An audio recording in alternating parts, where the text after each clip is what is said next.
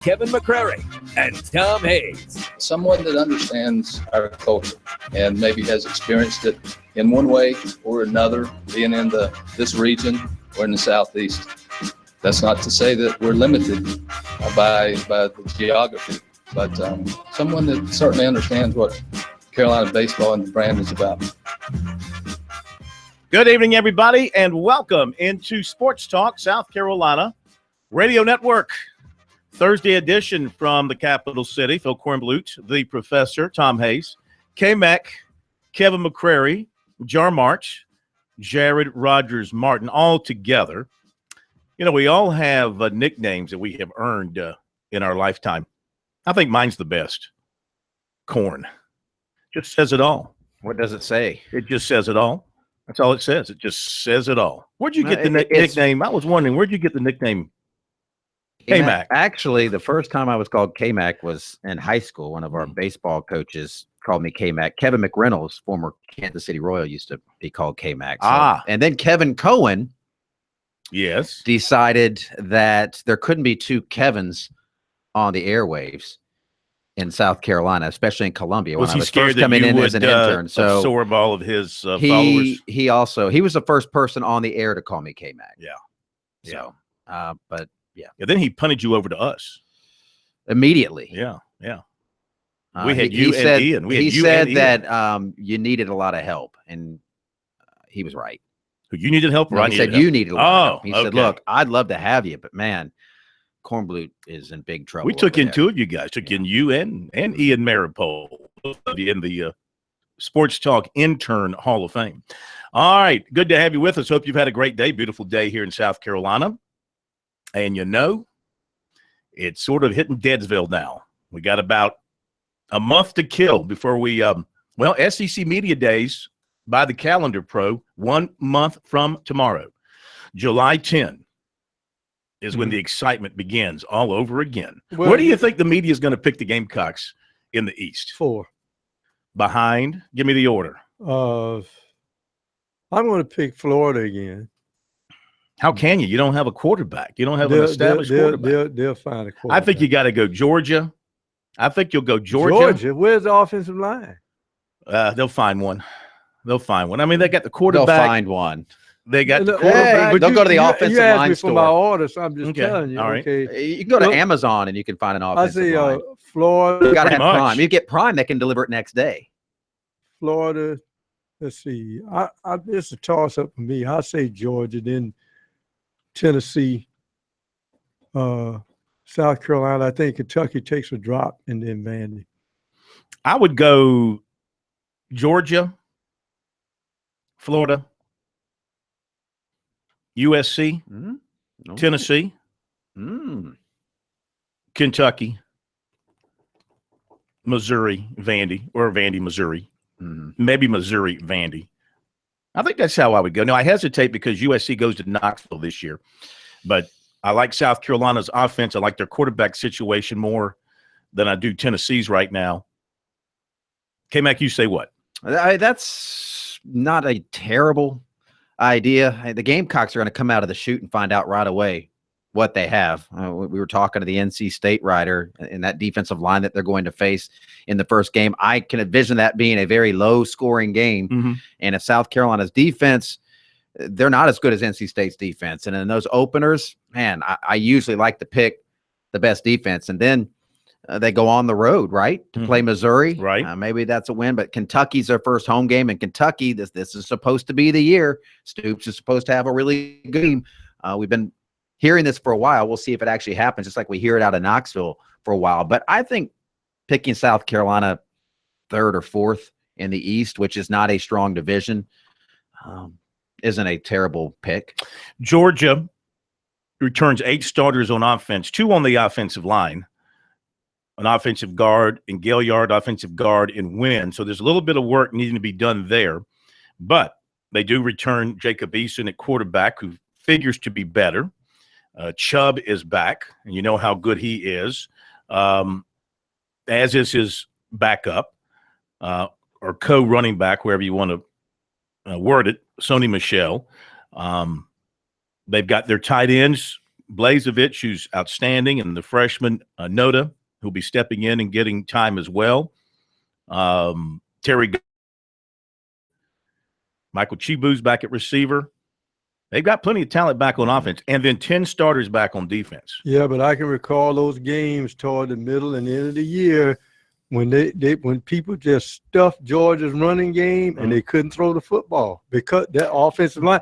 You say only 2 return, that means that might be good. That might be addition by subtraction. Well, they lose, 2 starting tackles and their center. So, and their center, Kublano, very, very good. So they got a little bit of work to do up front.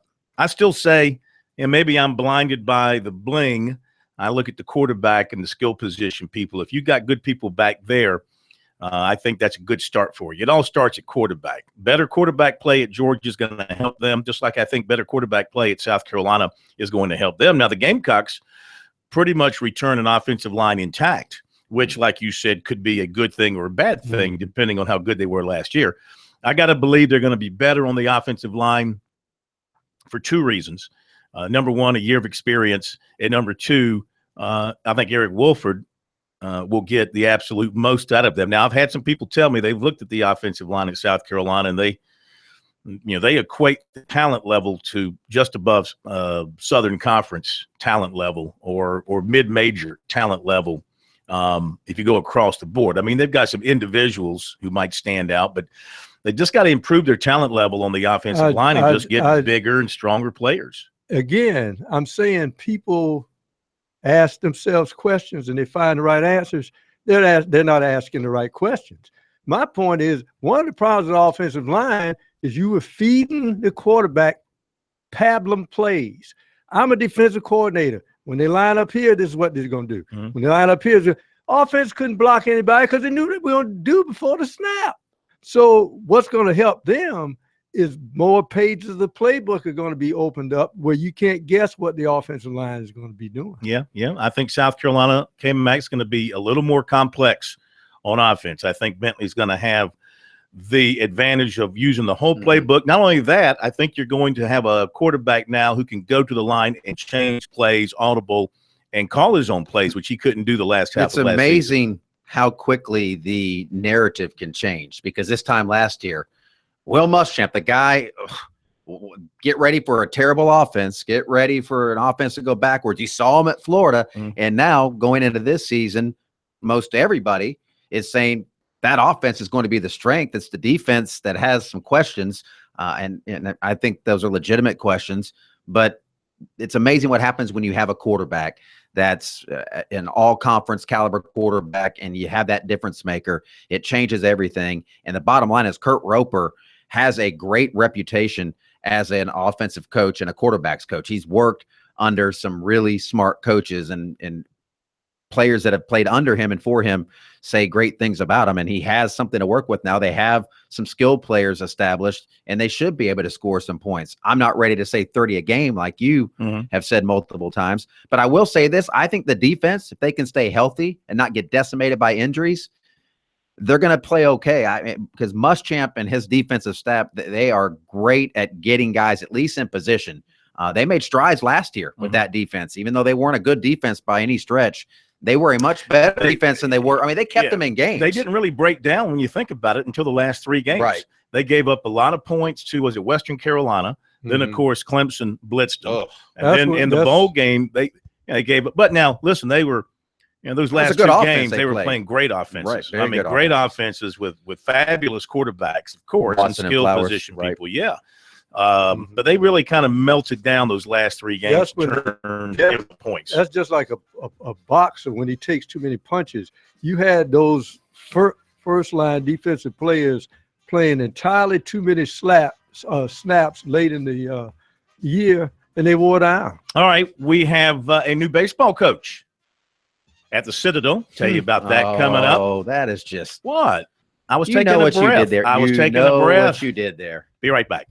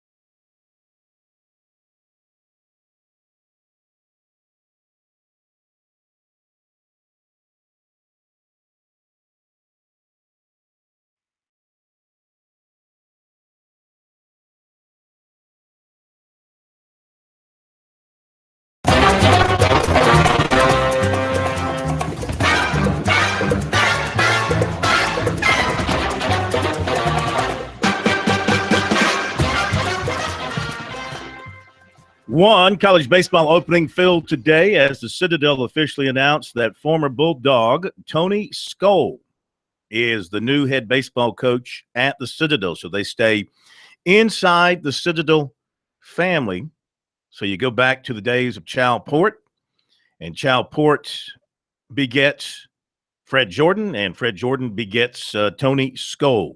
He's in the Citadel Athletic Hall of Fame and the winningest active Southern Conference head coach coming from East Tennessee State. So congratulations to him.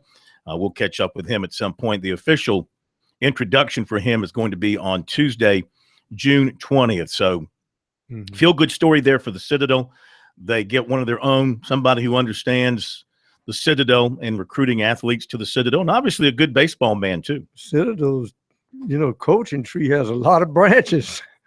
I mean, you look at even some of the guys that they list for South Carolina, they got Citadel. Bunch of them. So Landon Powell and Elton Pollock, who interviewed, and I know there was a late call as well to Jim Toman. Yeah. So of course, Pollock and Landon, they have good jobs, PC and North Greenville, but they'd like to certainly move up while the iron is hot for the two of them, and both have done excellent jobs at their respective schools. And Toman's just he's just trying to get back into coaching once again, and something to keep an eye on with Jim Toman and South Carolina in some form or fashion, possibly way on down the road. See what happens with the search by Ray Tanner as he shakes the various trees and see what falls down, and see if a really big fish will bite, or if he has to come on down to a younger guy who's maybe doing a good job at a lower level, maybe a top-notch assistant coach, or perhaps he goes back into his past and looks at a Jim Toman or somebody like that, a Mark Calvey who's had success at South Alabama. You go back, I went back and looked at Toman's years at Liberty. He got fired after the 2016 season when they came within a run of winning the Big South Championship. Remember, they lost to Coastal 1-0 in the Big South Championship game, and Coastal turned a fabulous double play in the 9th inning. If Liberty wins, they go to the tournament, and Coastal probably stays home. Might have gone as an at-large, but who knows? It might have changed history. Of course, Coastal went on to win the national championship. But looking at Toman's history at Liberty, 9 years, he averaged 37 wins a year, and was always competitive in the Big South. Unfortunately, he always had to deal with Coastal Carolina and the great program that they had in the Big South, and they kind of dominated it for the most part. Had some good teams back then too. True, Winthrop as well. So he is actively looking for a job. Maybe East Tennessee State will find him attractive, or any other position that's out there possibly for him, but something to keep an eye on moving forward. Now, if you'd like to join us tonight to talk about whatever's on your mind, or if you want to join in on our discussion about the SEC East with the SEC Media Days a month away as of tomorrow, 800-956-7266. That is our direct line. Email is talkback@sportstalksc.com, and on Twitter @SportsTalkSC. K-Mac, what has been the theme on Twitter today, you Twitterologist, you? Oh, what has been the theme? Anybody mad at you? Sure. I mean, I always find that interesting. Yeah, I'm sure there's some people mad at me. Yeah. There always seems to be a few people mad, and there are still people that are trying to make the case against Chad Holbrook for some reason, which to me doesn't make a lot of sense. We don't need to relitigate that. It's kind of over. Yes. Chad Holbrook is gone, and what he did or did not do doesn't really matter now. I do think that South Carolina fans that are kicking him on his way out the door are forgetting the fact that there's 2 trophies in the case that might not be there if not for Chad Holbrook. So Ray Tanner did not do it by himself. I've actually had to point that out to fans that think that Ray Tanner just never lost a game. And when you drive up to the stadium and you look at those big pictures they have of the dog piles, there's a very prominent Chad Holbrook diving on top. I think he actually designed those when he was still Tanner always accused him of doing that. Yeah.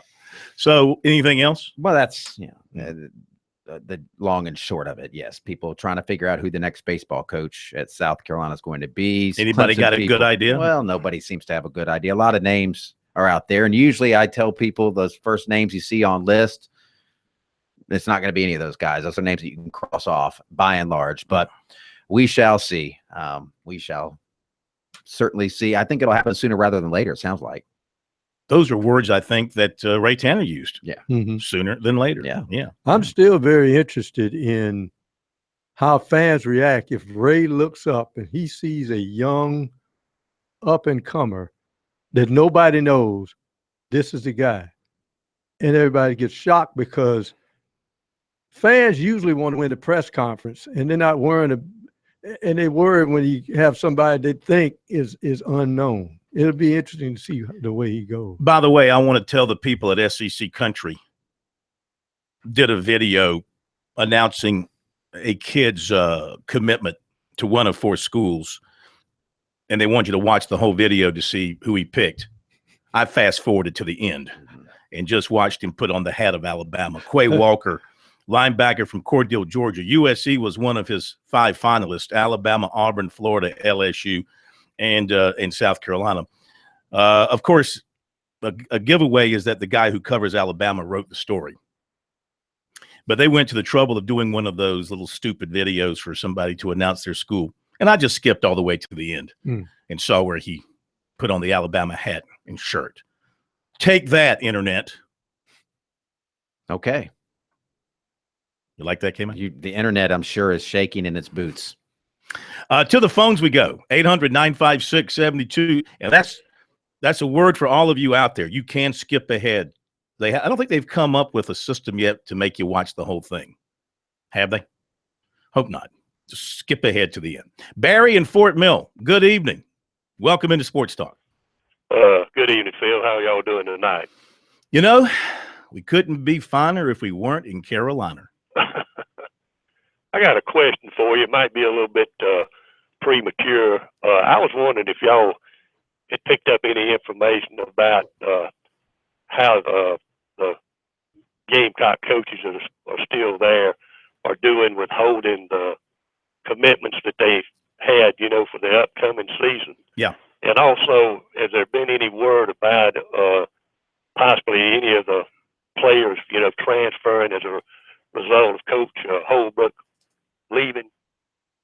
To this point, everything seems to be holding together as far as I can tell. I haven't reached out to any of the players, but I've read stuff from some who have. Everybody seems to be holding right now. You got the draft coming up on Monday. So a lot of guys are going to wait and see what happens for them in the draft.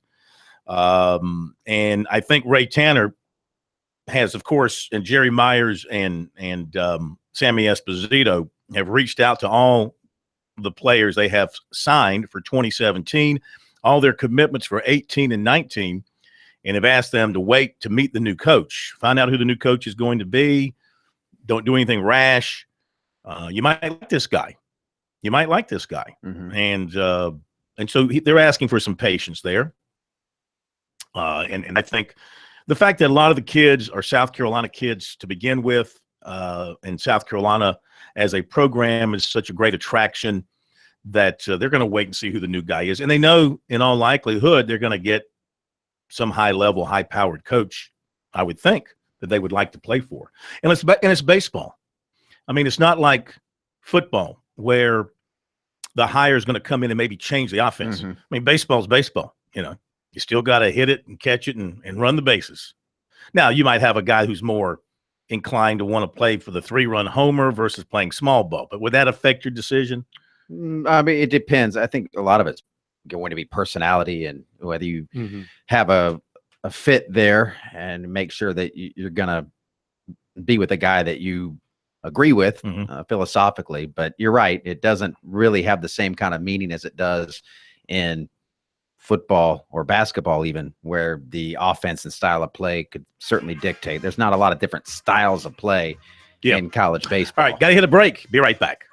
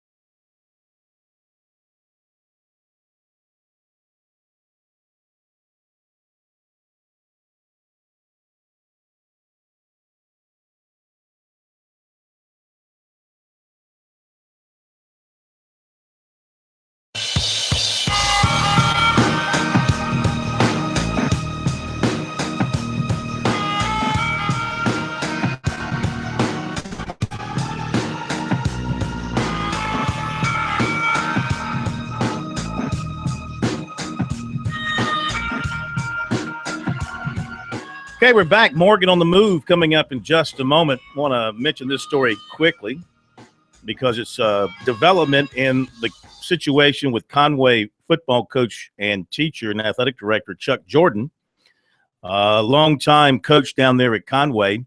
He was arrested this morning, charges of third-degree assault and battery stemming from a recent incident on school grounds. He was booked at a 9/11 this morning, placed on administrative leave with pay following the May 26 incident involving him, a 17-year-old student, and a substitute teacher. The Conway Police Department opened its own investigation shortly after the school district started one. Few concrete details have been released, according to the Myrtle Beach Sun News. A police investigation found enough probable cause to issue warrants for the arrest of Jordan and the 17-year-old student involved, who's been identified as Cabrian Javar Hickman, based on video, witness statements, and interviews detailing the physical altercation. So they've both been released on recognizance bonds, and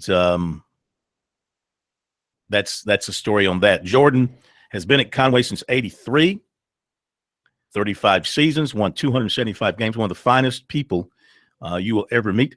Don't know a darn thing about this, okay? So I'm just drawing my own conclusion.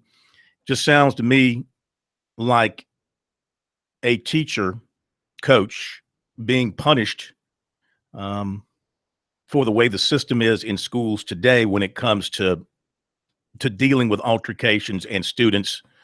I don't know the situation with the sub-teacher here, but if I know Chuck Jordan, if there was some sort of an altercation going on, some sort of fighting or something like that, he was going to do what was necessary to resolve the situation and calm it down and bring it to a conclusion. Now, how he got involved and what his involvement is, they do have the video. And for some reason, they felt the need to arrest him, third degree, which is, the least serious of all the degrees when it comes to that particular charge, third degree assault. Hope it works out for everybody involved, especially him. He's too good of a guy and too great of a person to have his name smeared by something like this. All right. It is time now for another edition of Morgan on the Move here on Sports Talk. Mike Morgan joining us here as he does on Thursdays, and proud of Mike as we're down to the final 8 of the NCAA baseball tournament. We're down to the final 8 play-by-play guys on ESPN, and Sir Mike is one of those. He'll be calling the Super Regional at Texas A&M. So congratulations. That's an honor. Mike, brought to you by Play It Again Sports in Columbia, where they buy, sell, and trade what you want.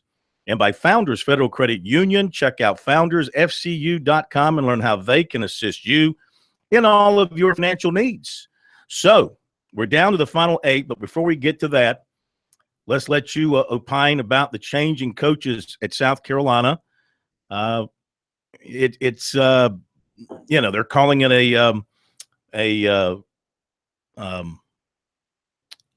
they're not calling it a firing. They're calling it a resignation. There we go, Corn. Think resignation. I call it a firing. I'm a man on an island. Let that thing drop. I'm a man on an island by myself. But I'm saying this because Mike's been around Gamecock baseball for a long time.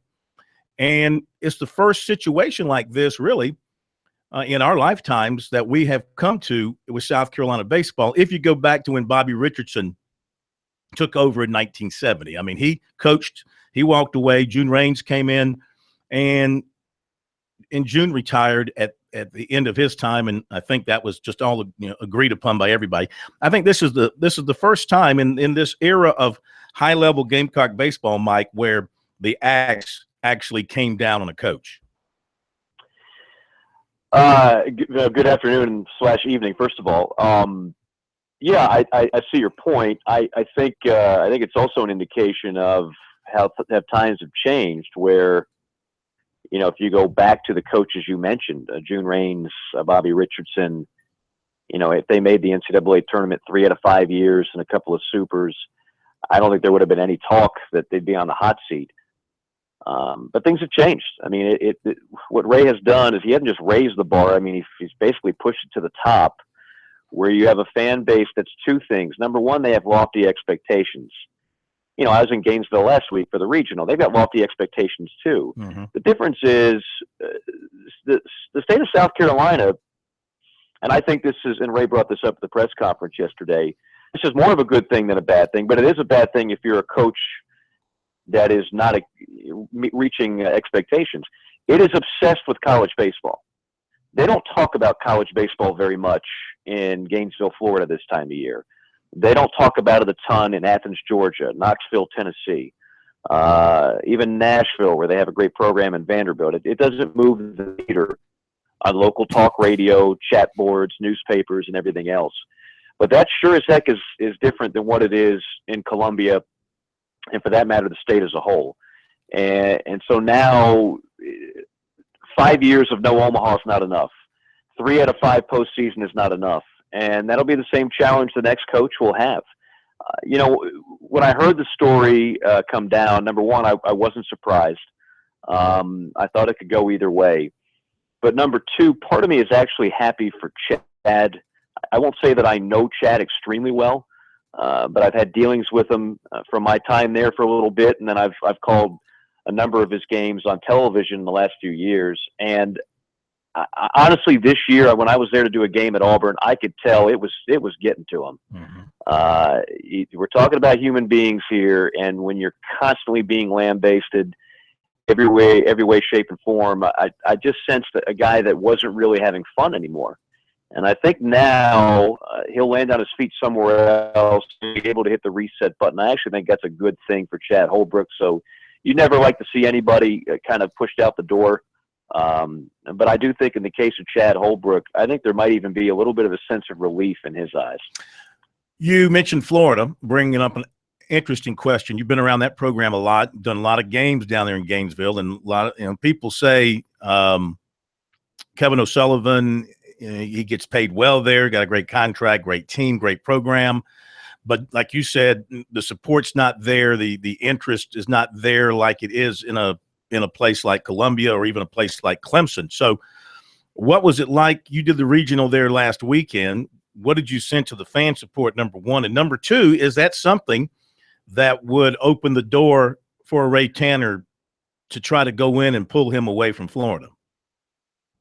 I don't think so. I've actually done the last 3 regionals there. And every time I'm there, it's certainly the atmosphere is a far cry from what you would have in a Columbia, Baton Rouge, Starkville, where I am this weekend, College Station. I mean, these are packed houses.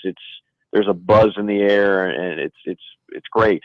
And I'm sure Kevin O'Sullivan would love that at Florida. He's not going to get it anytime soon. There's talk about a new stadium there in a couple of years. Maybe that'll help. But by the same token, with or without a great ambiance and bells and whistles on your stadium, they've gone to Omaha 5 out of 7 years. Mm-hmm. He's from Jupiter, Florida.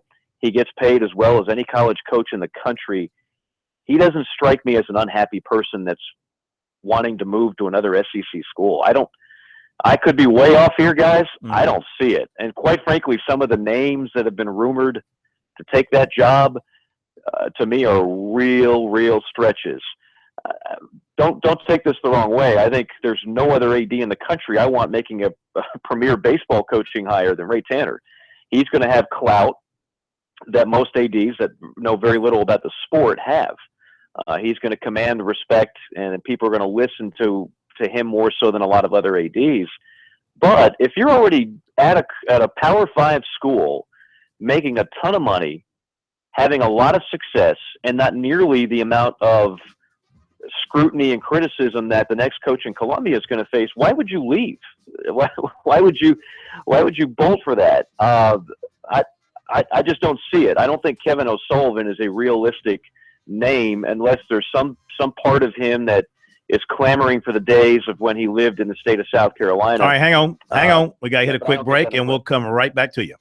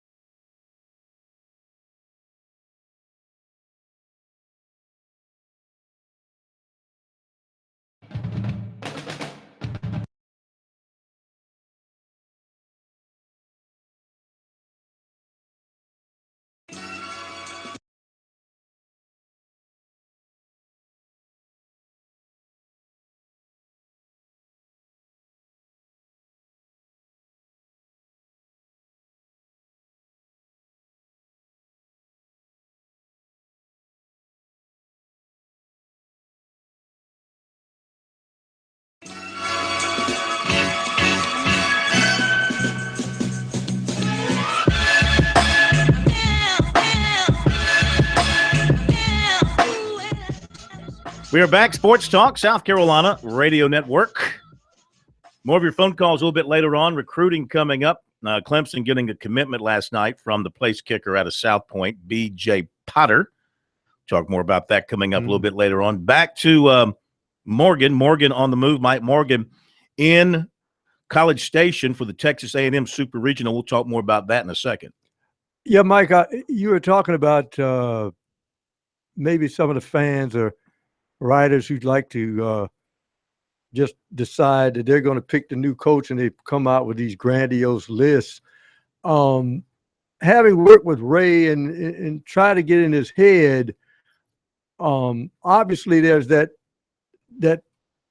take a guy who you think is best, and do you think you make a pick either to just think of the guy and go with your gut feeling, or are you trying to win the press conference? The reason I ask that question is I watched some of the regional you did, and I was very impressed when I look at coaches who may not have the facilities and the money to we think that these big programs.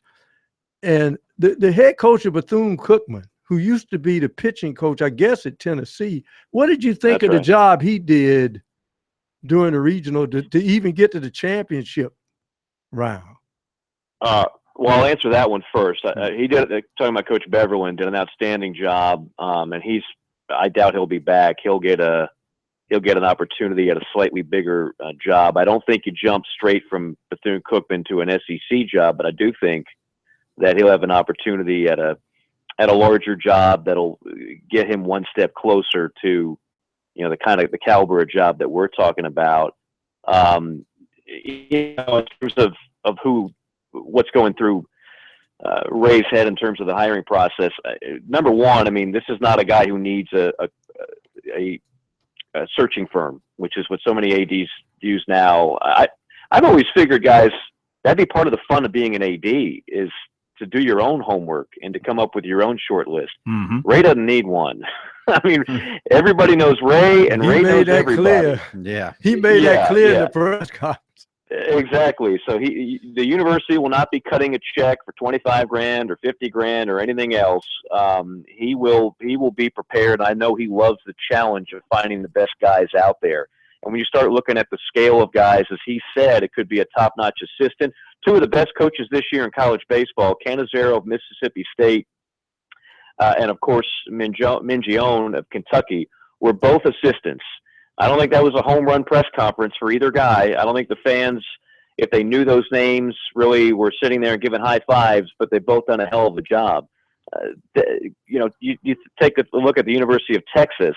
They've got more money than God. They've won national championships. They have facilities. They're Texas.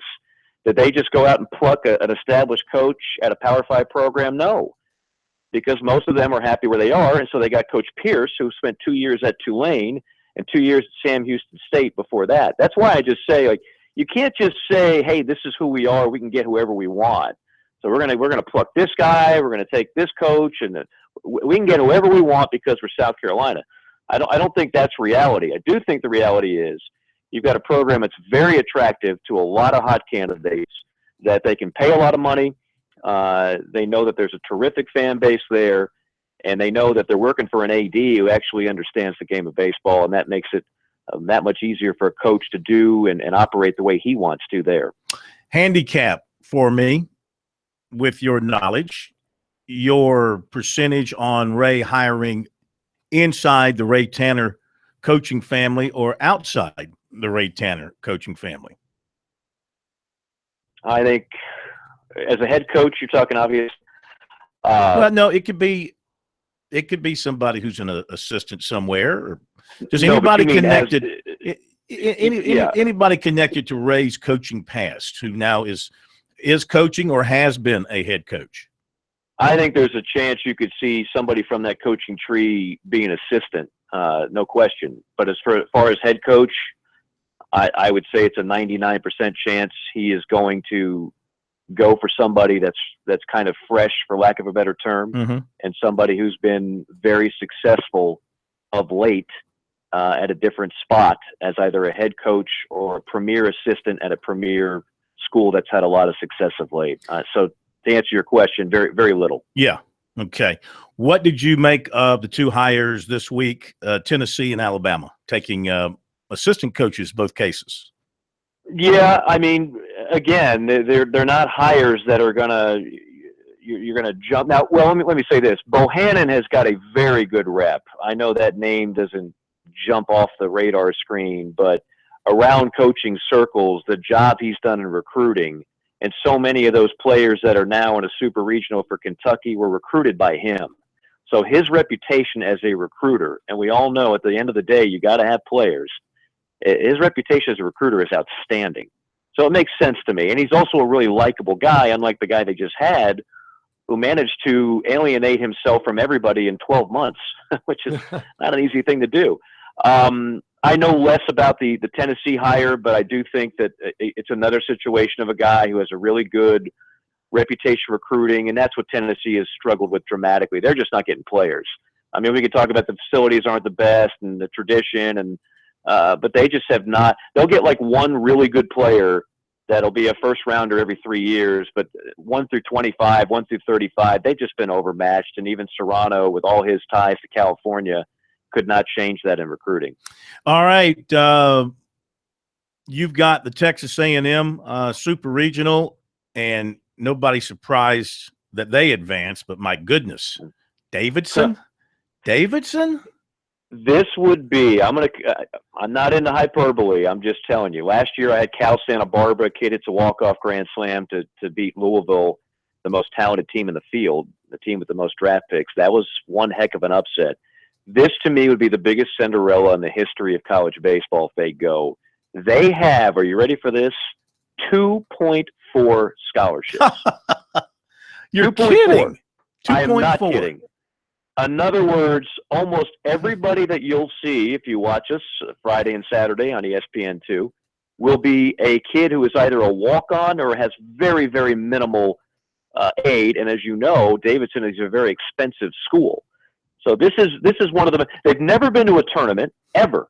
Their coach has a losing record, but he's been there for 20-some-odd years. He almost died in a car wreck 5 years ago.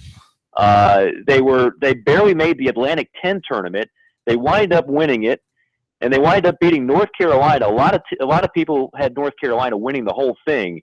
They beat them 2-out. Remember, they lost by 1 run in Columbia this year against South Carolina. The Gamecocks came from behind and won that game. Mm-hmm. So for whatever reason, they shine in the big moments. And if they shine 2 times here in College Station, I've maintained this would be the biggest Cinderella ever to get to the College World Series.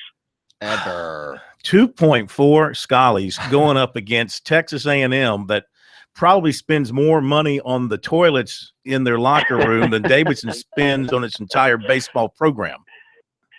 It's an unbelievable. I mean, we have all kinds of graphics, as you can imagine, ready. The enrollment at A&M is like 55,000. It's about 1,900 at Davidson.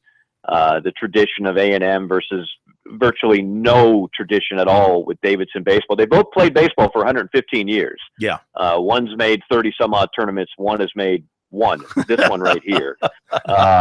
So this is the, it's like if you went to the Kentucky Derby and you pick the horse with the biggest odds to just to get a big payday.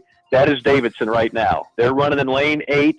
And they are trying to shock the world, and we'll see if they can do it. Better do like David and get a slingshot. Well, if Steph Curry and company take care of business quickly enough, maybe he can be there for the weekend to root his boys on. I would like that.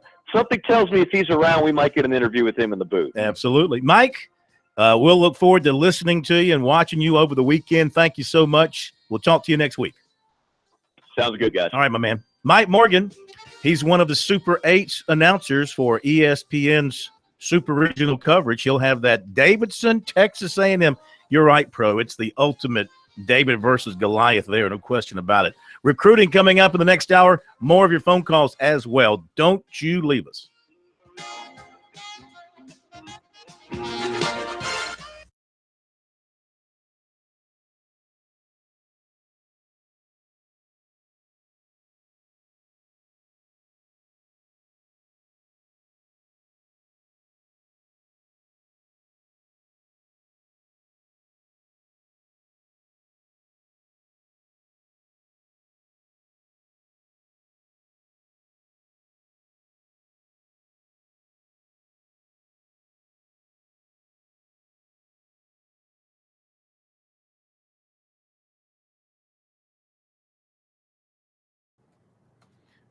You just say it.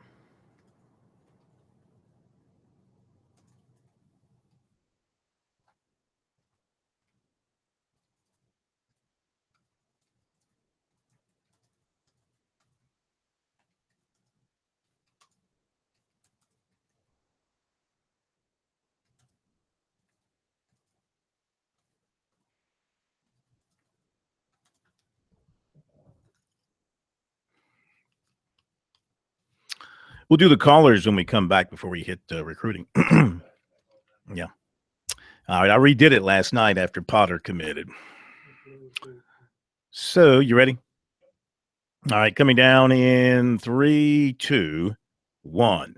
Defensive lineman Dantrell Barkley of Independence Junior College in Kansas and also Kannapolis, North Carolina, was at USC on Wednesday, and he is very strong on the Gamecocks right now, and they like him a lot. The Gamecocks were one of his first offers. He spent a lot of time talking to Will Muschamp and defensive line coach Lance Thompson. He said it felt like home to him. He's also looking at possible visits to NC State, Kentucky, and Arkansas State, but he's also looking at making a commitment in the not-too-distant future.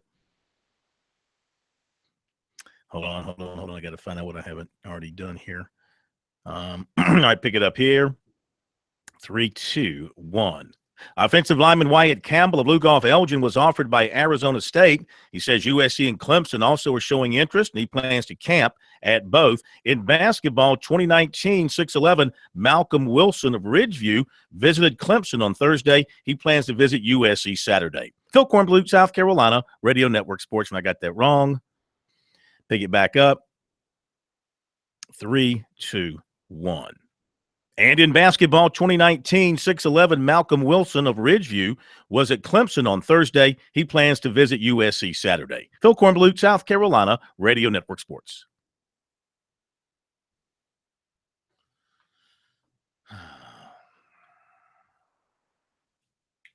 Oh, good. We're getting the Yankees in the Red And in basketball, Sox, and we kicked Carolina, Radio Network Sports. You know, you never know. This is why you don't fire coach. And in basketball, 2019 6. Look at the Yankees. 6'11", plans to camp Arizona State. He says USC and Clemson also are showing interest, and he plans to camp at both. In basketball, 2019 6'11". And in basketball, 2019 6'11", Malcolm Wilson of Ridgeview was at Clemson on Thursday. He plans to visit USC Saturday. Phil Kornblut, South Carolina, looking at making a commitment in the not-too-distant future. To struggle the way offensive lineman Wyatt Campbell of Lugoff Elgin. Defensive lineman Dantrell Barkley of Independence Junior College. Defensive lineman Dantrell. Yeah, but you're missing my point. My point is that here's a guy that's been struggling in Sabathia, and now he's pitching great. And here's a guy that's been great, and now he can't get anybody out. That's baseball. Aaron Judge. Both of his parents are teachers. He was a stud in all 3 sports in high school. Hope he has a good night. There's your boy, Pro. I think Shambi's lost some weight. That head looks a little smaller. Look at the size of that coat. He's probably wearing a 52 extra long. God. John, I bet he's wearing shorts. I bet you if you looked under that desk, he's in shorts. When I saw him at the World Series, he was always in shorts.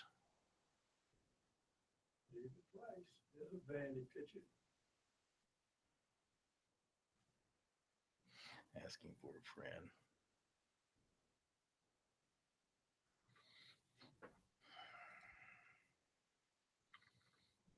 Who'd you have holding? Lost one.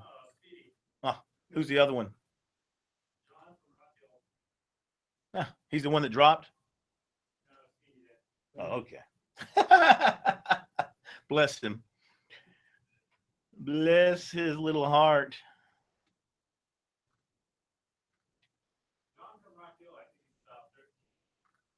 Okay.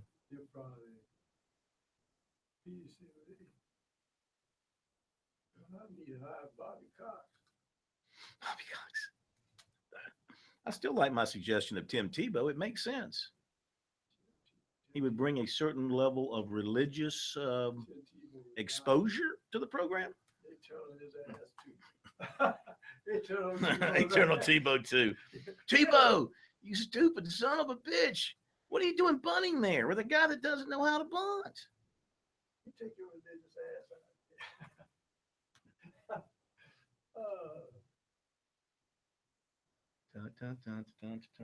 I cannot believe it. What that guy said, water boy. How did I put that out? And threaten a player with a deadly weapon. Yeah. Officer, get that little country ass out.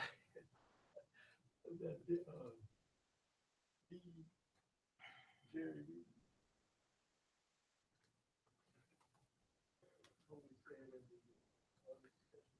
Let me stop.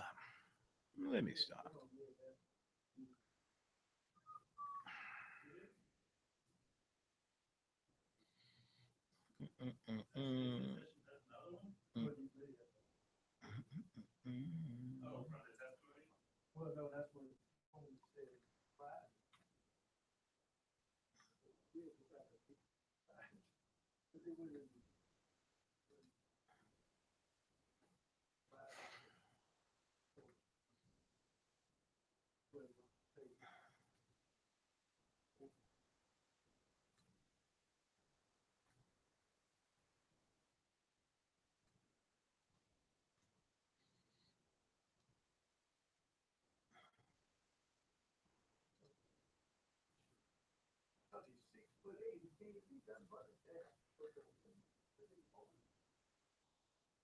There we go. Now I can do this. Bryce Thompson. Wyatt Campbell.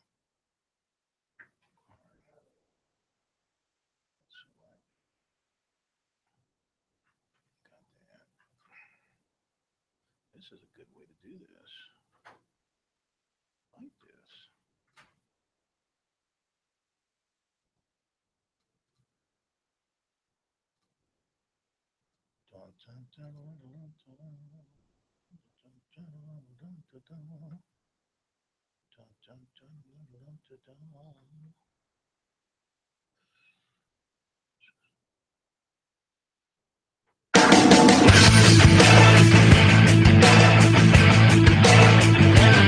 Live from Columbia, this is Sports Talk on the South Carolina Radio Network. Be a part of tonight's show. Call us at 800-956-7266 or email talkback@sportstalksc.com. Now, here are your hosts for Sports Talk, Phil Kornbluth, Kevin McCrary, and Tom Hayes. Okay, we're back. Sports Talk, South Carolina Radio Network, 800-956-7266 is our phone number. Get to your phone calls in just a moment. Recruiting as well. For the ACC Big Ten Challenge this year, Clemson will go to Ohio State. Tigers are going to head up there. The dates and networks will be announced later. So Clemson paired with Ohio State. You've got Northwestern at Georgia Tech, Duke at Indiana. Speaking of Indiana, I'm hearing, even though Frank Martin hasn't announced anything, I'm hearing more and more former Indiana assistant Chuck Martin. Pro's pointing at me. You like that name? No, but I asked you about him the other day. Yeah. Chuck Martin, who is a free agent out there. Not yet. It's not yet official, but I'm hearing that name. Notre Dame at Michigan State, Miami at Minnesota, Penn State at NC State, Boston College at Nebraska, Michigan at North Carolina, Louisville at Purdue, Florida State at Rutgers, Maryland at Syracuse, Wisconsin at Virginia, Iowa at Virginia Tech, and Illinois at Wake Forest. You know, when you run down those games and then you compare the rundown of the SEC Big 12 challenge, I always have to catch myself because the Big 12 has 10 schools. Big 10 has 12 schools. That's correct. Am I right about that? That is I always correct. have to catch myself on that. Way to go, college athletics. You are genuine, open, and honest through and through. Anyway, you can't compare the matchups. Much better matchups, ACC, Big 10. Yeah. Much better. Yeah, across the board. And Clemson gets to go to Ohio State. I wonder if who still doesn't have a coach. right. Yeah, by the way, the guy at Creighton turned it down. Everybody's turning that down, apparently. I wonder if It's almost like they fired a really good coach who's been to the Final Four, won a bunch of doesn't matter championships. Doesn't matter in terms of Big Ten championships, and they missed the last 2 tournaments. Yeah, you're done. gotta go. You're out of here. You missed 2 tournaments. But I wonder if Brad Brownell would have any interest in Dave Dickerson with the South Carolina connection. I mean, he's still looking for an assistant coach as well. Mhm. Dave's looking for a job. Yeah, right now. Well, Dave wanted that Clemson job when Fennell got it. Of course, maybe Dave's going to sit back and say, you know what? I'm here. I could be your head coach at Ohio State. I recruited these guys. That happened to Mike Boynton, and he just happened to be sitting there at Oklahoma State. And his boss bolted and say, "Hey, I'm here."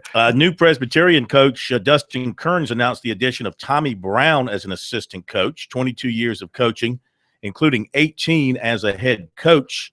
He comes to Presbyterian after a brief stint as director of operations for the Illinois women's basketball team. All right. There you go. To the phones we go once again, and recruiting coming up as well. John in Rock Hill. John, welcome to Sports Talk. How are you? Good. I have a 3-pointer. I'm sorry? I have a 3-pointer for you guys. 3-pointer? 3-pointer. 3-pointer. My bad. A 3-pointer. Okay, go ahead. Whatever you got, give it to us. Okay.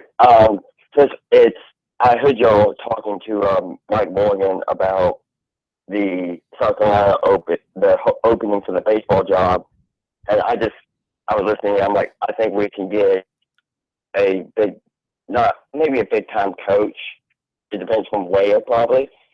And I was just wondering who you think we can get. No, Holbrook's out, and I was just wondering. And did any of y'all see? I guess the end of the NBA game last night when Durant made that huge shot. Okay. As far as USC is concerned, I mean, there's no reason that South Carolina can't attract the best of the best for this job. They're going to have to jack up the salary if they're going to go after the best of the best. I mean, if they're going to try and hit the home run with a big name guy, then they're going to have to pump that salary up. Probably, if you're getting a veteran guy who's had World Series experience, maybe won a national championship, you're going to have to double that, probably from $400,000 to $800,000. This is going to be an expensive move for South Carolina if you're going to get one of those guys. If you go after a younger guy who maybe's just been on a bit of a roll with a team and has made a few tournaments, has shown a lot of progress in a downtrodden program, maybe like the guy at Wake Forest, if you like him, something like that, you're not going to have to go quite as much, but probably have to bump it up to $500,000 or so to get him. A guy like that, I would imagine, if you're coming from that kind of program and you see everything else that comes with the USC program, the following, the stadium, the amenities, the exposure, playing in the SEC, et cetera, of course, if you're coming from the ACC, you don't think you have a bad league there either. No. But it's not. Listen, when you go around the SEC and you look at the facilities for SEC baseball compared to facilities for ACC baseball, I mean, you see that thing Kentucky's building? Well, there's no comparison. Man. There's only one. As I'm thinking here quickly around the league, there's probably only one bad stop in terms of facilities, and that's Vandy. I guess I'm just thinking quickly. But everybody else has got big stadiums and nice facilities. But they got Nashville, though. They don't need it too nice. You go around the ACC, but I mean, look, Duke's place, I think, is pretty poor. Wake Forest, they don't play in their minor league park, do they? At Wake Forest, they have their own on-campus facility. I don't know. I don't think they play in the minor league park in Winston. Either, but I've never been to their baseball facility. I mean, now Clemson has a great park, Florida State has a great park, and Louisville does as well. North Carolina, Boshamer Stadium, I've been there. Mm-hmm. It's okay. They just redid it. Yeah, Have you been there since they redid it? Yeah, you've been there since they redid it. I was there for the Super. I think it was Chad Holbrook's That's been first year. since it was redone. It's okay. It's a cozy little on-campus park. It's kind of tucked in there across the street from the football practice fields. It's kind of like an old Sarge Fry, kind of stuffed into the campus there. But, by and large, you go around the ACC versus the SEC in terms of parks, there's no comparison. SEC has got almost every stop along the way. You got a big nice ball field. So that would be appealing for a guy coming from another league. So I don't think South Carolina's going to have any trouble attracting some big-time attention. And it just depends on who Ray likes and how much he wants to pay for this thing. Now, I don't think they've given him a blank check and said, go out and spend whatever you want on a guy.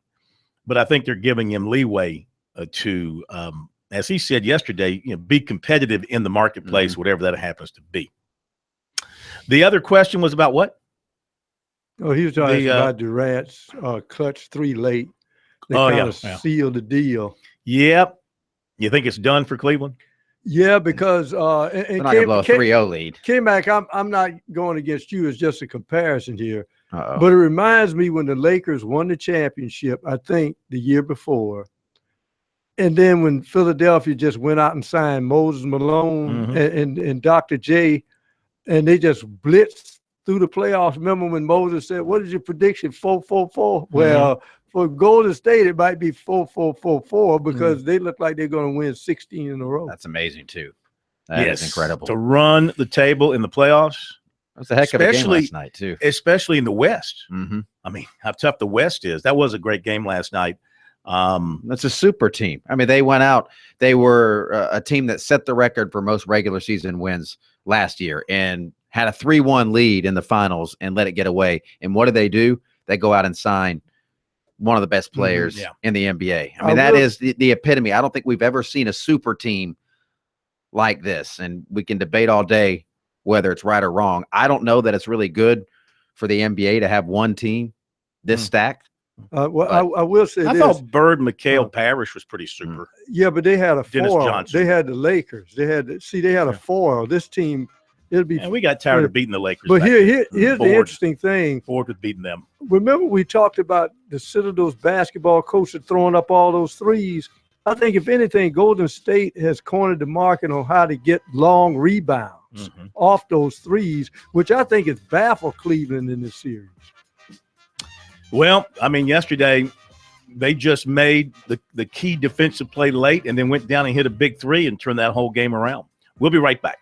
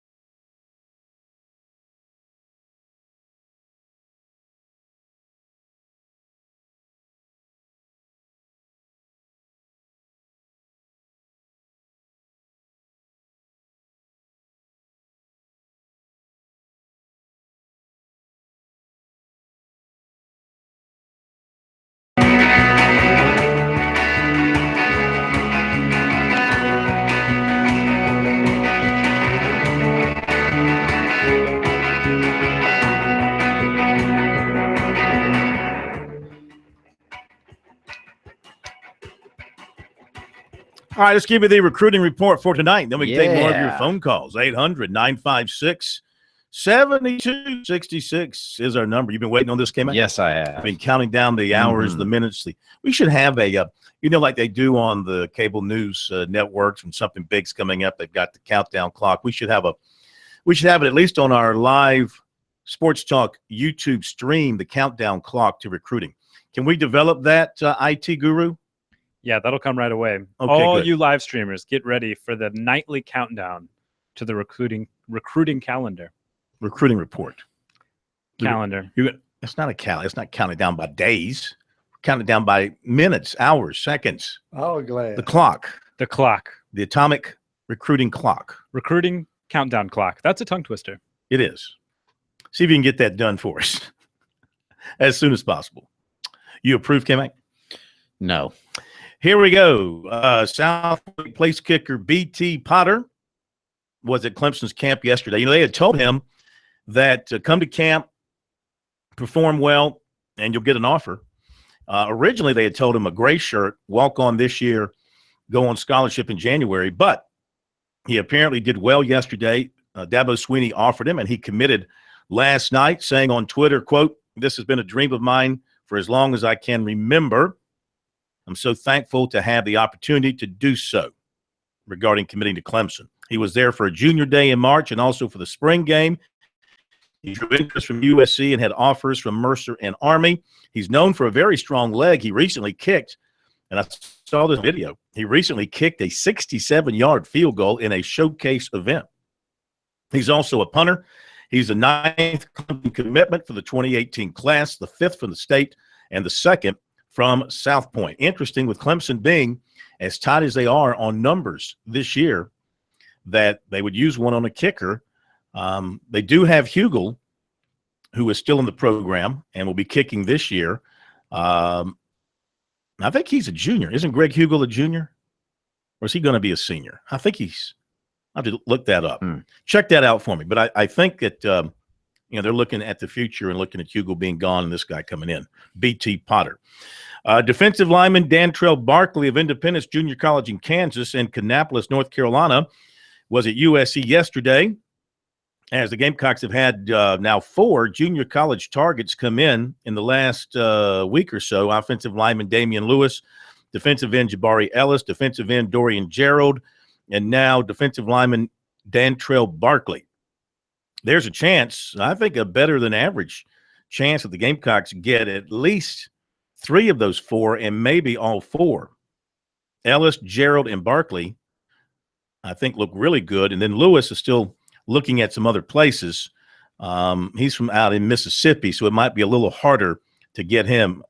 He lives in Mississippi. That's his hometown. These other guys are all either from South Carolina or Barkley's from over in the Charlotte area. Anyway, Barkley talked with Muschamp and Lance Thompson, and they expressed to him how much they want and need a defensive lineman. They worked with him on some fundamental stuff in the camp, and he thinks there's an opportunity there for him next year with the Gamecocks losing defensive tackles. USC's been his favorite. He even thought about committing yesterday, crossed his mind, he said, but still wants to take a couple of other visits. He does plan on committing within a week or 2. Said USC still feels like home-based, family-oriented. Also looking at possible visits to NC State, Kentucky, and Arkansas State. He said Kentucky and NC State are close to offering. USC offered 2019 defensive end Quayshawn Fuller of Fort Myers, Florida, a Florida State commitment, and 2020 linebacker Jalen Harrell of Tampa. And just a few minutes ago, they offered 2018 receiver Tyquan Johnson, 6'3", 195 of Sylvania, Georgia. He was at camp today. He also has offers from Syracuse, Mississippi State, Cincinnati, East Carolina, and others. Defensive end Dorian Gerald of Florence in the College of the Canyons Junior College in California, who I mentioned earlier, was at Tennessee yesterday and had a good visit there. Offensive lineman Wyatt Campbell of Lugoff Elgin, recently offered by Arizona State, and he said USC and Clemson are showing him interest. He plans to camp at both, hoping to earn an offer. He also has recent offers from Maryland, Virginia Tech, Missouri, and the Citadel. And he's had offers from Louisville, Virginia, NC State, and Duke, among others. Wide receiver Devon Roberts of Zephyr Hills, Florida, was at USC for a visit Wednesday. The Gamecocks have not offered, but they did invite him in for a visit. He said they just recently started recruiting him after seeing his spring game highlights. And he met with the recruiting coordinator, and he was shown around the facilities. He does have an offer from Warner University. Offensive lineman Gavin Orr of Gadsden, Alabama, camped at Clemson Wednesday and is drawing some attention from the Tigers now. USC offered 2020 receiver Dazzlin Worsham of Trussville, Alabama. Love that name. Yeah.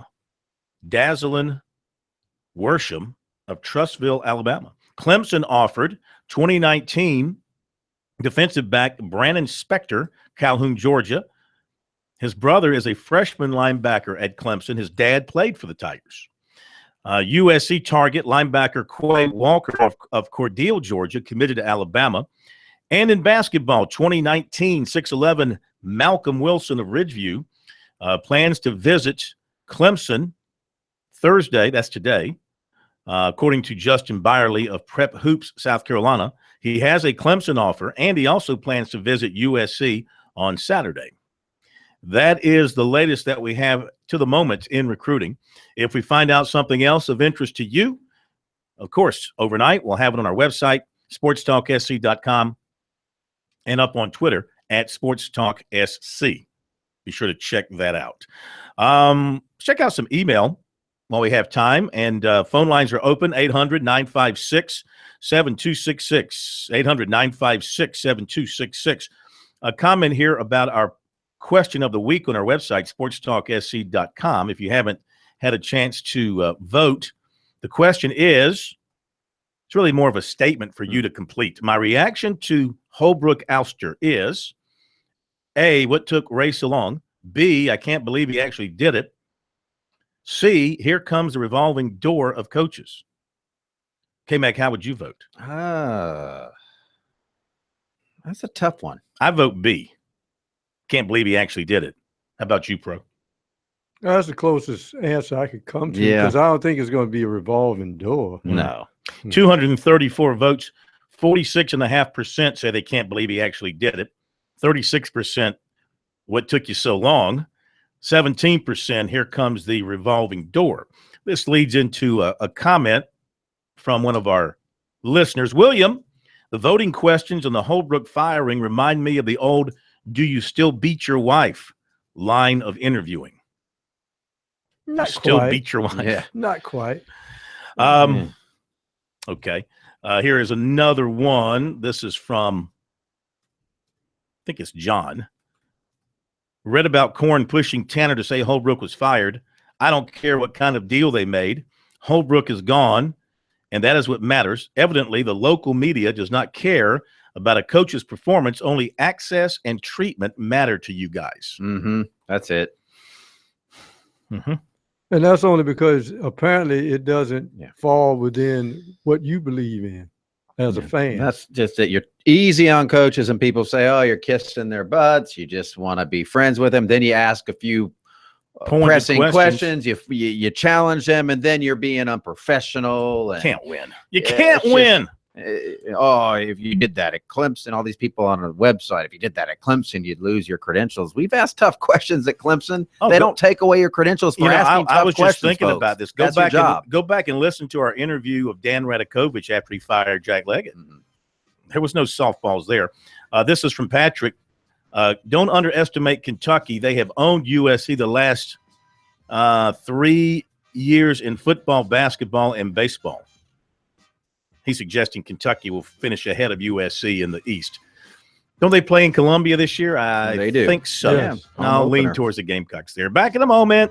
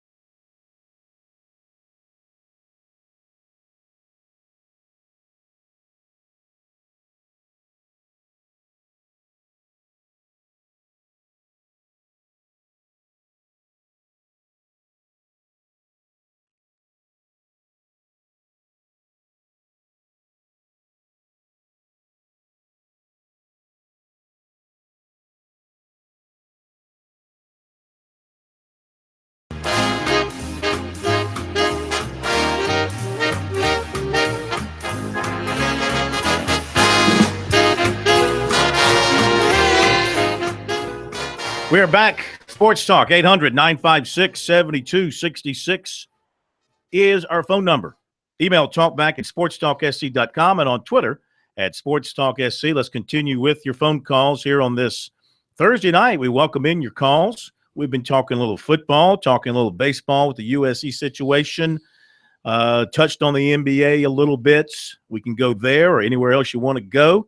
Not limited to talk to USC in the East as we were earlier. We can start talking Clemson and where you think the Tigers are going to land in their division in the ACC overall. Are they going to surprise people with another tremendous run to the playoffs, or is it the year that Clemson kind of recalibrates a little bit? And by that, I mean a 9 or 10 win season with a young quarterback, but a great defense. And then waiting for the super quarterback, by all accounts, to come in 2018. Though he'll be young, he supposedly is. His talent is greater than his youth.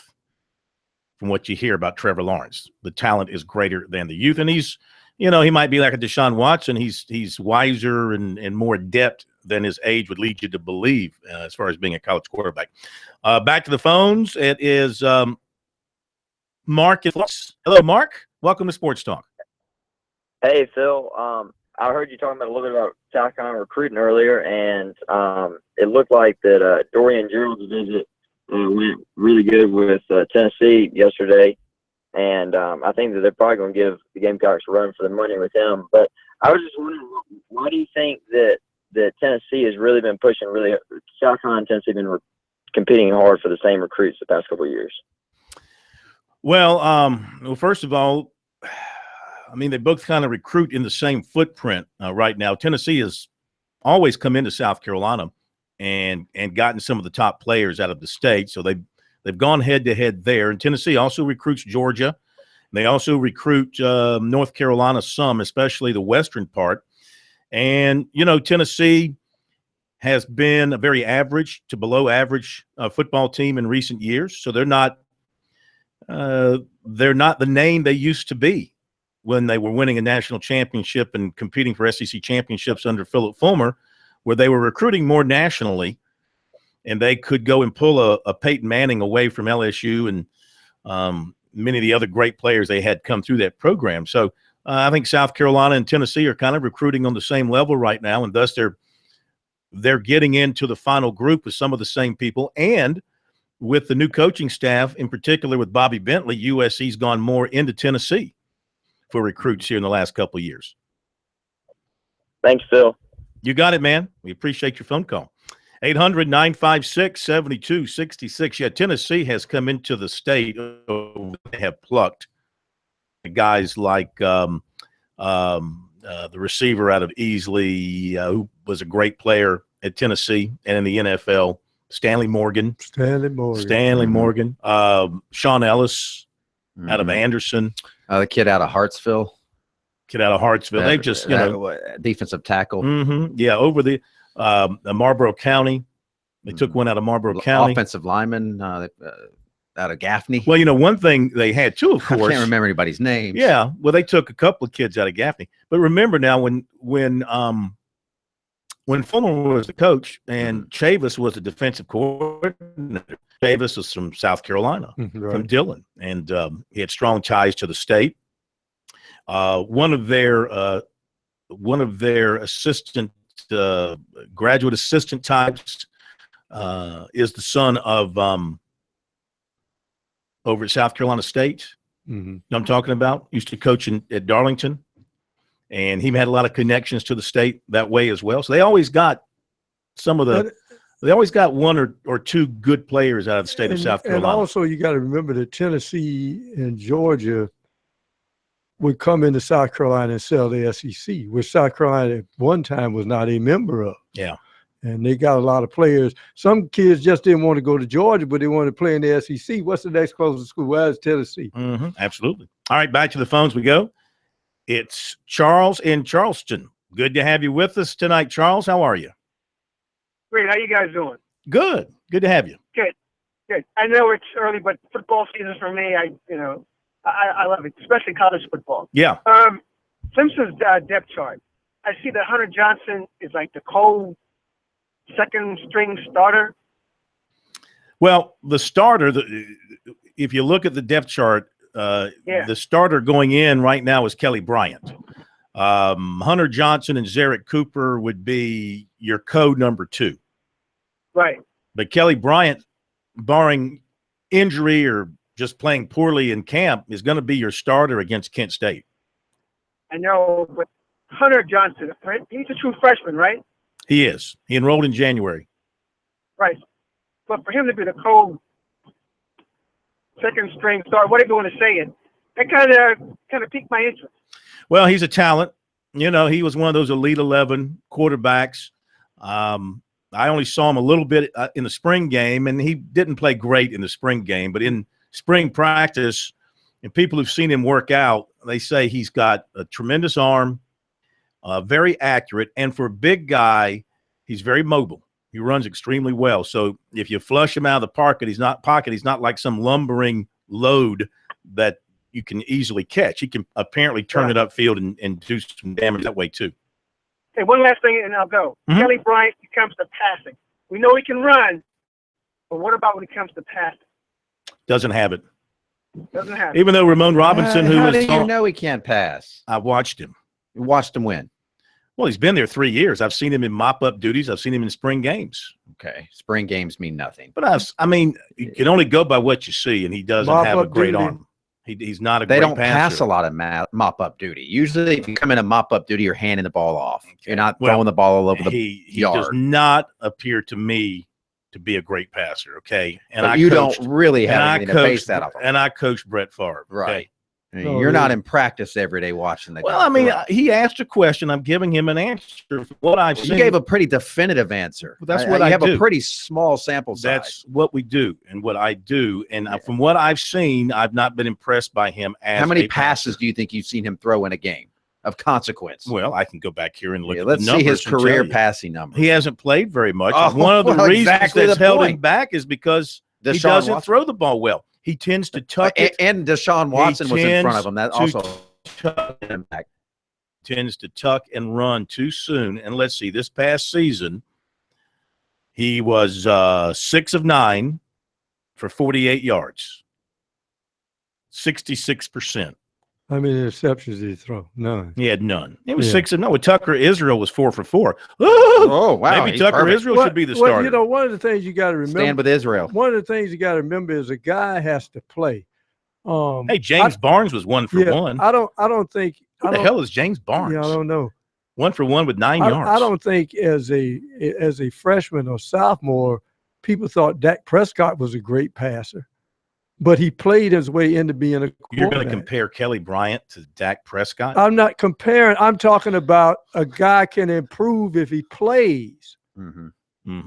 Dak Prescott, remember he came here as a freshman, he was throwing bricks all over the yard in South Carolina. You wouldn't think that was the same. Taj Boyd was a pudgy, not good-looking quarterback his first couple of seasons at Clemson. And I would have never guessed that he would become one of the prolific passers in Clemson and ACC history. But he did.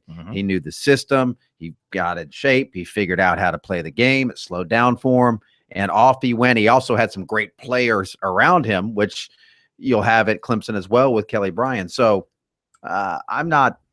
He's going to have his chance. Look, he's going to have his chance. He's going to have the camp in the fall. He's going to start the beginning of the season.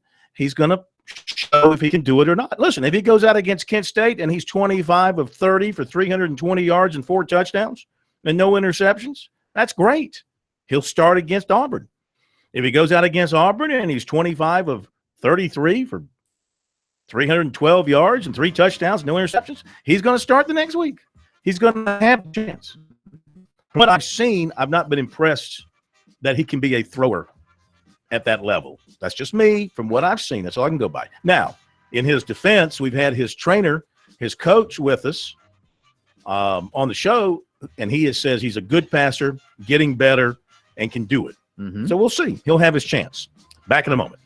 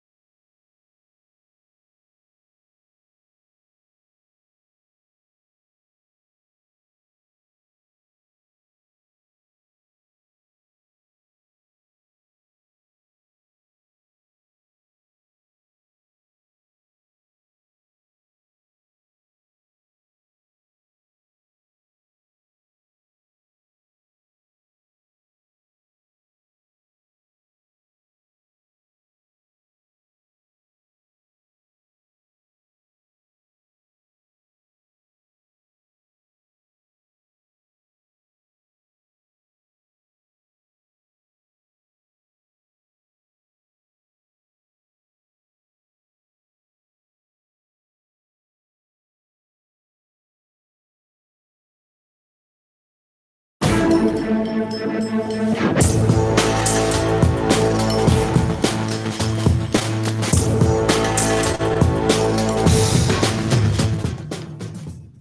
we are, Sports Talk, 800-956-7266. Had a couple of folks waiting, and they dropped by the wayside. People, you have to be patient. Pay the price. You'll be well satisfied with what you get back in return.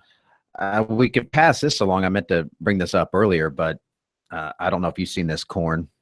But the victim in that assault down in 5 Points involving the USC football player, former USC football player accused of Sky Moore and Deebo Samuel. Yeah. We're talking. That would be Dredd. Mm-hmm. Jalen Dredd was the one that was charged. Yeah. Peyton Douglas is the victim in that case, and he spoke on the record to the same reporter that initially broke the story for the state newspaper and gave his version of events. And here's what he says happened. This group of guys walked in, 3 guys, he said. One of them bumps into my arm and I lose my phone. It falls to the ground. I got his attention and let him know, hey, buddy, you made me drop my phone. He just kind of looked down, looked up at me and kind of smirked and was like unapologetic about it. I don't remember what was said after that, but he ended up grabbing my wrist. His other buddy grabbed my other wrist. And after that, he claims that he was punched. Now, he said that he saw the police video, and in the video, it shows him raising an open hand towards the man who first grabbed his wrist. Mm-hmm. And he says, in response to that, I don't know what I was doing because I wasn't throwing a punch and my hand was open. I didn't get my hand on him, but he just grabbed my wrist and wouldn't let go. His other buddy grabbed my other wrist. That's when they had me pinned against the bar. The next thing I know, somebody was hitting me. Now, he goes on to say he thinks the 3 people initially identified were the 3 people. He thinks that he said he called the police and told them that he thinks those were the guys. And the officer asked me, did you know the guys? He said he had no idea who they were, but the bartender had identified them, apparently. But he wasn't happy that only one person was charged. He thought more should be charged.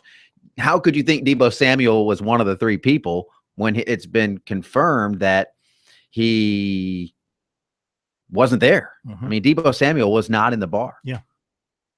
Confusing. Very confusing. Yeah, there's some holes in this guy's story. Oh, he doesn't know what was said. It's 2 a.m, by the way. Mm-hmm. So these guys bump into him and make him drop his phone, and he confronts them, and they don't care.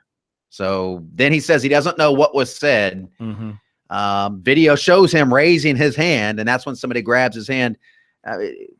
Well, if the video is that clear to show him raising his hand, would it not show the other people? Apparently, it was just a scuffle. I mean, It was 15 to 20 seconds. All this happened in 20 seconds at a 5 Points bar at 2 in the morning. Yeah. Okay, so I mean, and this is turning into, we had the Comey thing today. This is what this is turning into, Columbia's version of Jim Comey taking the stand and testifying. It's like you got to let it go at some point.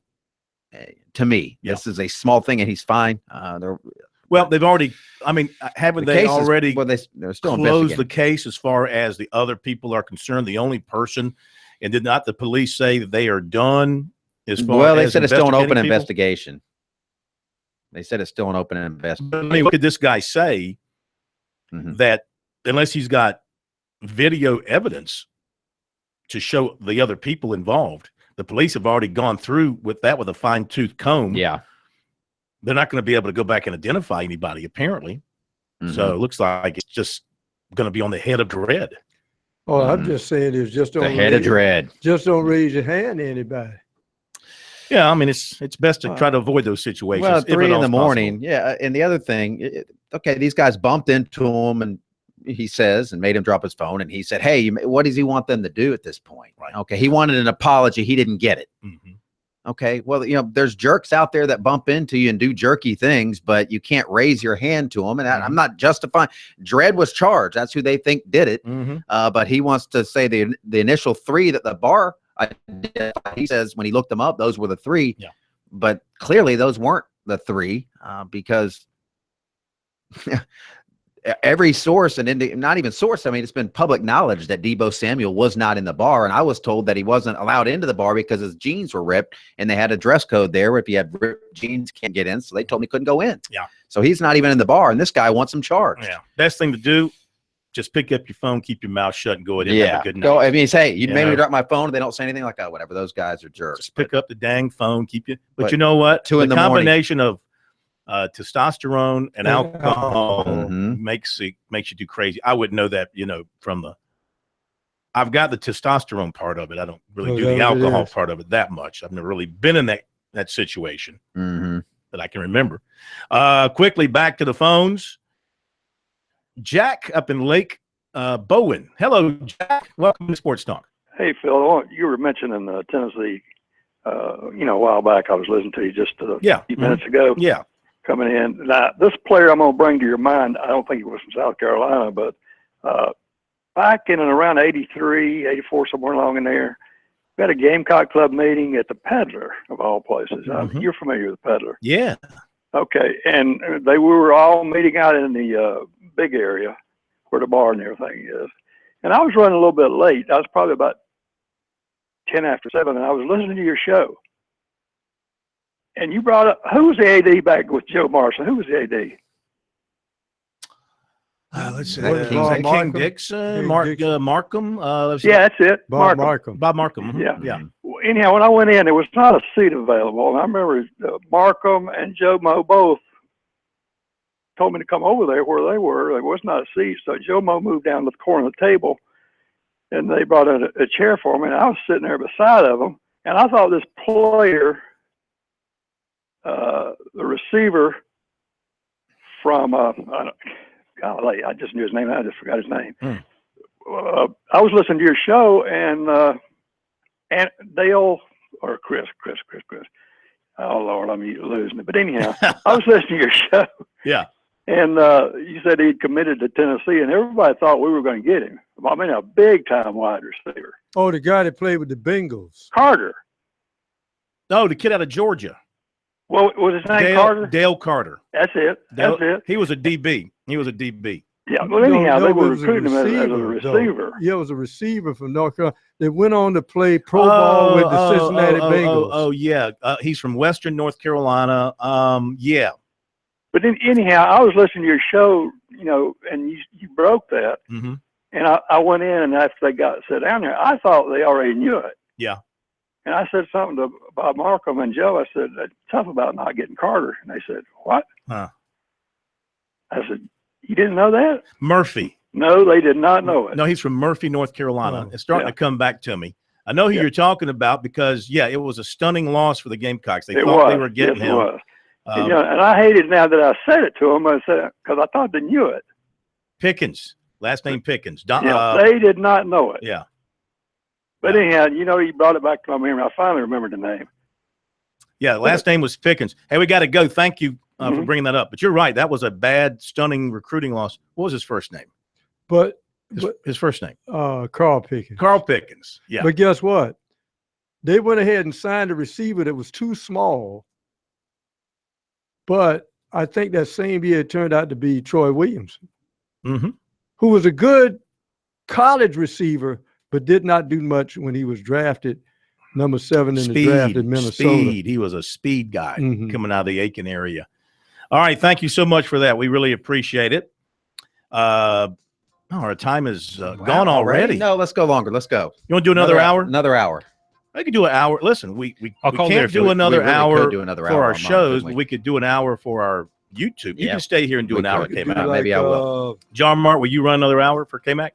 Anything for you, Corn. Yeah. No, you're doing it for K-Mac. I'm leaving. Oh, just kidding. I'm going to go get pizza. Fine. No hour. You're going to get pizza. Who was the reported British guy, Nightline, say we want to warn our affiliates we're going to go over? Yeah. Our affiliates are like, no. Of course, there's nobody at any of our stations. It's all computerized. And at 8 o'clock, their computers go click. So we can hack it. And as a matter of fact, our computers in Missouri go click as well. They're sick of us, too, after 2 hours. All right, that'll do it. Thank you so much for being with us. Have yourselves a great night. A big Friday coming your way tomorrow. We'll see you then.